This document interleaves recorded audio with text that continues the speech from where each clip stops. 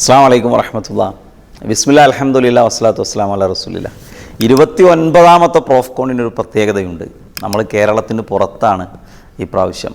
മംഗലാപുരത്ത് ധാരാളം പ്രൊഫഷണൽ വിദ്യാർത്ഥികൾ, പ്രത്യേകിച്ച് മലയാളി പ്രൊഫഷണൽ വിദ്യാർത്ഥികൾ പഠിച്ചുകൊണ്ടിരിക്കുന്ന ഒരു വിദ്യാഭ്യാസ മേഖലയിൽ, എഡ്യൂക്കേഷൻ ഹബ്ബ് എന്നൊക്കെ പറയാവുന്ന വലിയ ഒരു മേഖലയാണ്. ധാരാളം വിദ്യാഭ്യാസ സ്ഥാപനങ്ങളുള്ള ഒരു മേഖലയാണ്. ഞാൻ പറയുന്നത് മംഗലാപുരം, കാസർഗോഡ്, കണ്ണൂർ, കേരളത്തിൻ്റെ എല്ലാ ഭാഗത്തുമുള്ള പ്രത്യേകിച്ച് സൗത്ത് ഇന്ത്യയിലെ എല്ലാ പ്രൊഫഷണൽ വിദ്യാർത്ഥികളെയും സംബന്ധിച്ചിടത്തോളം പ്രോഫ്കോൺ ഒരു വലിയ പ്രതീക്ഷയാണ്. ഇത് മംഗലാപുരത്തെ വിദ്യാർത്ഥികളെ സംബന്ധിച്ചിടത്തോളം കുറച്ചുകൂടി വലിയ ഒരു സന്തോഷമുള്ള കാര്യമാണ്. അവരുടെ നഗരത്തിൽ അവർ ജീവിക്കുന്നിടത്ത് കേരളത്തിലെ ഏറ്റവും വലിയ പ്രൊഫഷണൽ വിദ്യാർത്ഥി സമ്മേളനം മലയാളികൾ സംഘടിപ്പിക്കുന്ന ഒരു വലിയ പ്രോഗ്രാം നമ്മുടെ മുന്നിലേക്ക് വരികയാണ്. അതുകൊണ്ട് നമ്മളിപ്പോഴേ ഒരു തീരുമാനമെടുക്കുക. ഈ പ്രോഫ്കോൺ ഞാൻ ഉപയോഗപ്പെടുത്തും. ഒക്ടോബർ 10, 11, 12 തീയതികളിലാണ് വരുന്നത്. പൊതുവിൽ പ്രോഫ്കോണിനെ സ്ഥിരമായി പങ്കെടുക്കുന്ന പ്രൊഫഷണൽ വിദ്യാർത്ഥികൾ കാണാറുള്ളത് ഒരു വർഷത്തെ ഒരു ഊർജ്ജമായിട്ടാണ്.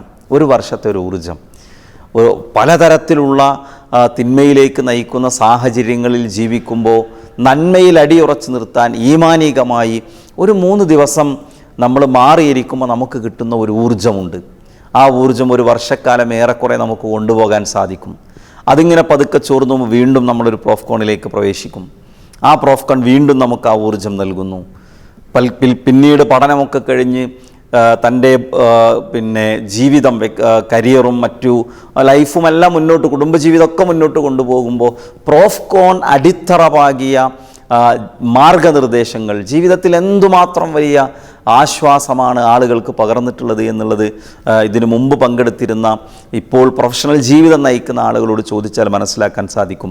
രക്ഷിതാക്കളെയും സംബന്ധിച്ചിടത്തോളം ഇത് വളരെ പ്രധാനപ്പെട്ട സംഗതിയാണ്. രക്ഷിതാക്കൾക്ക് വിദ്യാർത്ഥികളെ സംബന്ധിച്ച് ധാരാളം ആശങ്കകളുണ്ട്, ഒരുപാട് ആശങ്കകളുണ്ട്. പക്ഷേ ഈ ആശങ്കകളുടെ പരിഹാരം എന്താണ്, അതിനെക്കുറിച്ച് ആളുകൾ ചിന്തിക്കാറില്ല.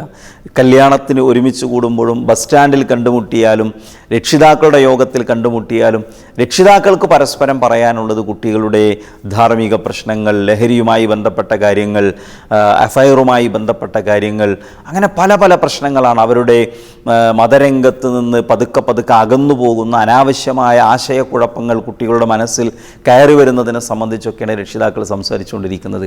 ഞാൻ പറയുന്നത് ഇത് വളരെ ഭംഗിയായി ഈ കാര്യങ്ങളെയെല്ലാം അഡ്രസ്സ് ചെയ്യാൻ കഴിയാവുന്ന ഫാക്കൽറ്റികൾ 3 ദിവസം കുട്ടികളെ ഇരുത്തി പറഞ്ഞു കൊടുക്കുമ്പോൾ അവിടെ നമ്മുടെ മക്കൾ എത്തിയില്ലെങ്കിൽ പിന്നെ എവിടെയാണ്, ഏത് നിലക്കാണ് നമുക്ക് അവർക്കൊരു വഴി പറഞ്ഞു കൊടുക്കാൻ സാധിക്കുക? അതുകൊണ്ട് ഒക്ടോബർ 10, 11, 12 ഇപ്പോൾ മുതൽ നമ്മൾ ആ ഡേറ്റ് കുറിച്ച് വെക്കുക.